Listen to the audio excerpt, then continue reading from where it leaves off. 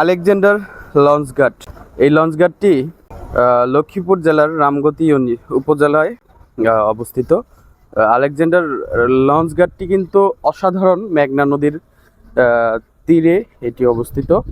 তো আমরা এখানকার যে স্থানীয় জীবনযাপন দেখার জন্য আজকে কুমিল্লা থেকে এসেছি। তো আমাদের সাথে কুমিল্লার আরও কিছু সহকর্মী, আমার সিনিয়র বড় ভাইরা এসেছেন। এই মুহূর্তের এখানকার যেই পরিস্থিতি, নদীর পানি কিন্তু উত্তাল, জোয়ার চলছে।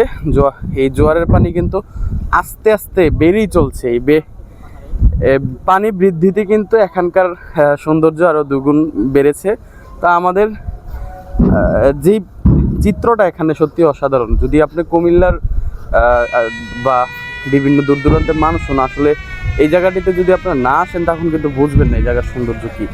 ভোলা, চরবেশন, লালমন, আইসা, লেত্রা লোক যাতায়াত করে। এখান থেকে 3টি লঞ্চ চলে সারে, দুটি সারে দৌলত খান, একটি সারে মির্জাগালু, হাকিমুদ্দিন মির্জাগালু। এটা তো খুব রিস্কের ব্যাপার,